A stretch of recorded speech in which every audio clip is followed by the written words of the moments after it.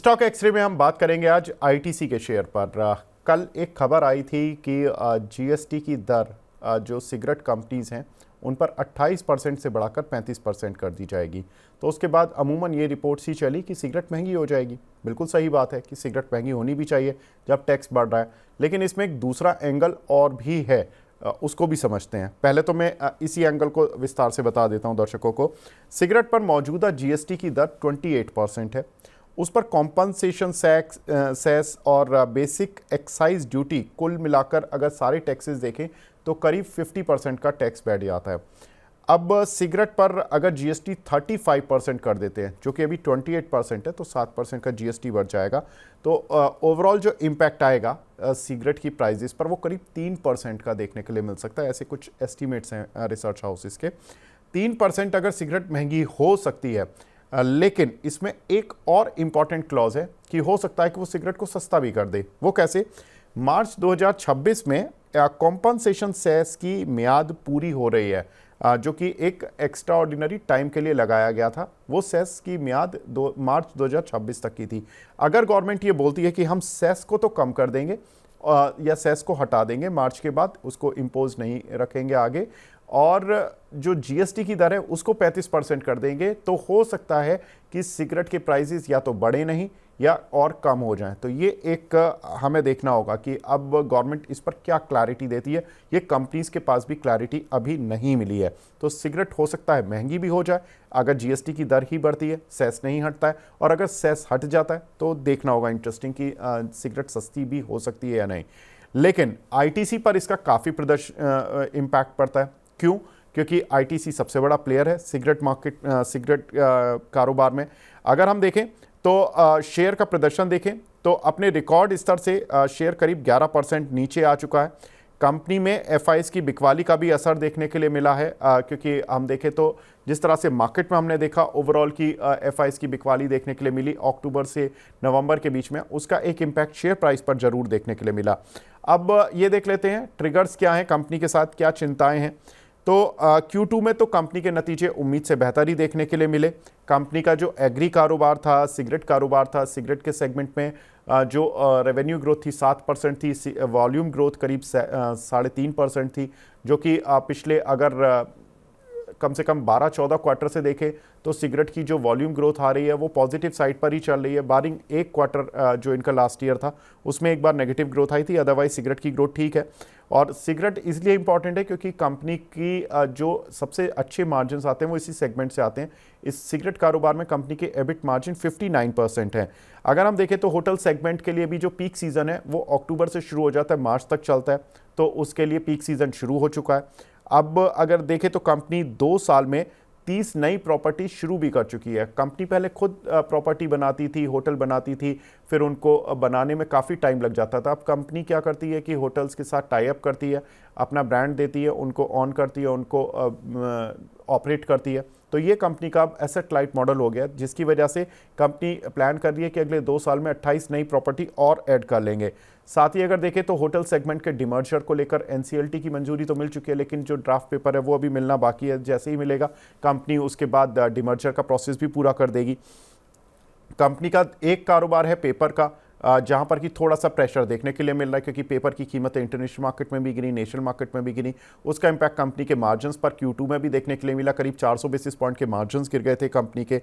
अभी वहां से रिकवरी थोड़ी सी मुश्किल लग रही है, लेकिन इंपॉर्टेंट है कि पिछले 5 तिमाही से डीआईज अपनी होल्डिंग इस कंपनी में बढ़ा रहे हैं, यानी कि पोर्टफोलियो स्टॉक की तरह काम कर रहे हैं। क्योंकि Q1 FY24 में डीआईज की होल्डिंग कंपनी में 41.94% थी, जो कि सितंबर क्वार्टर अभी जो गया है FY25 का, उसमें डीआईएस की होल्डिंग 44.59% हो चुकी है। हर क्वार्टर में उनकी होल्डिंग बढ़ी है, तो ये डीआईएस की एक तरफ से स्पेशल कवरेज में ये शेयर चल रहा है। वैल्यूएशन देखें तो मोतीलाल ओसवाल के हमने एस्टीमेट्स दिए हैं, जिसमें कि उनका मानना है कि FY26 में जो इसकी एस्टिमेटेड EPS है वो 18.3 रुपीज़ रहेगी, और पी मल्टीपल अभी के प्राइस पर करीब 26 से भी नीचे चल रहा है। शेयर की बुक वैल्यू थोड़ी ज़्यादा है, उस बुक वैल्यू के लिहाज से तो ये काउंटर काफ़ी ऊपर चल रहा है, लेकिन जो FMCG और इस तरह की जो कंपनीज होती हैं उनकी बुक वैल्यू से काफ़ी ऊपर काउंटर निकल भी जाते हैं। 62 रुपये की बुक वैल्यू है। डिविडेंड यील्ड कंपनी में अगर कुछ भी नहीं होता, शेयर में प्राइस मूवमेंट भी नहीं होता या कुछ भी नहीं होता, तो कंपनी करीब इतना डिविडेंड दे देती है साल में कि 15 से 17 रुपए का, कि आपकी जो रिटर्न है वो 3%, यानी कि सेविंग बैंक में जो आप पैसा रखते हैं उतना रिटर्न तो इस कंपनी से निकल ही आता है। मोतीलाल ओसवाल तो मानते हैं कि 575 रुपये के टारगेट के लिए इसको बाय कर सकते हैं, लेकिन इंपॉर्टेंट खबर वही है कि सिगरेट अगर महंगी करनी पड़ती है जीएसटी की दर बढ़ने की वजह से, तो क्या काउंटर पर रिएक्शन होगा या नहीं होगा। कल रिएक्ट कर चुका है काउंटर, क्या आगे रिएक्शन और देखने के लिए मिलेगा, और क्या कुछ लॉन्ग टर्म चार्ट है। मैम बताएं आपका क्या व्यू है। जी बिल्कुल विवेक जी, यहाँ पे आईटीसी का काउंटर टेक्निकली भी अगर हम देख रहे हैं तो डेफिनेटली इसके अंदर गिरावट जो देखने को मिली है वो एक हावी होती हुई देखने को मिल रही है। इनफैक्ट वीकली स्ट्रक्चर पे भी अगर आप देखें तो 50 पीरियड के डीएमए जो है उसके पास यहाँ पे स्टॉक एक सपोर्ट लेता हुआ देखने को मिल रहा है। तो वीकली स्ट्रक्चर्स पे ये लेवल काफी अहम हो जाएगा, क्योंकि पिछली 4 हफ्तों से अगर आप देखें तो वही लेवल जो यहाँ पे बन रहा है नीचे की तरफ 460-65 का लेवल, वो एक सपोर्ट लेवल की तरह काम करता हुआ देखने को मिल रहा है। अगर ये लेवल अगर हम नीचे ब्रीच करते हैं तो स्टॉक के अंदर वापस से गिरावट हावी हो सकती है 440 की लेवल्स तक। डेफिनेटली ओवरऑल काउंटर बहुत ही लुक्रेटिव है। इसके अंदर it's one of the SIP stocks जहां पे आप स्लो एंड स्टेडी बाइंग कर सकते हैं रेगुलर बेसिस पे, पोर्टफोलियो के अंदर भी डेफिनेटली इंक्लूडेड होना चाहिए। बाइंग लेवल्स जो है वो खास करके ध्यान में रखना रहेगा कि नीचे जैसे को मैंने बताया कि 440 तक की गिरावट इसके अंदर वापस देखने को मिल सकती है, तो उन लेवल्स के अंदर वापस इसके अंदर एडिशन कर सकते हैं। हाल फिलहाल के लिए जो भी यहाँ पे रीजंस हमें देखने को मिल रहे हैं मैक्रो लेवल पे, तो वेट एंड वॉच की सलाह रहेगी। तो वेट एंड वॉच की सलाह रहेगी। मैम ये जो 575 रुपये का मोतीलाल ओसवाल का टारगेट है, आपको ऑन चार्ट दिखता है कि ये आ जाएगा, या मतलब उनका फंडामेंटल रिपोर्ट है, ऑफ कोर्स उनकी अपनी एक सोच होगी, लेकिन ऑन चार्ट क्या ये लगता है कि ये 575 आ जाएगा? इस तरह का चार्ट बन रहा है, कुछ खराब तो नहीं है?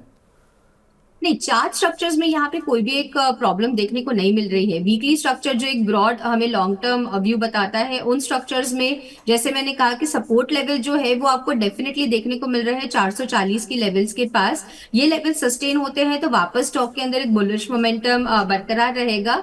चार्टिकल स्ट्रक्चर्स में हमारे पास जो रिसेंट हाईज यहाँ पे बने हैं वो 525 530 की लेवल्स तक के देखने को मिल रहे हैं। तो डेफिनेटली 575 का टारगेट बहुत ही आसान है इस काउंटर के लिए अचीव करना। गिवन के सपोर्ट लेवल यहाँ पे अच्छी तरह से होल्ड करता है, डेफिनेटली इसके अंदर बाय करना चाहिए। और जैसे मैंने कहा, this is one of the SIP stock के जिसके अंदर आप कोई भी गिरावट होती है तो वहां पे बाय करके अपने पोर्टफोलियो में एडिशन कर सकते हैं।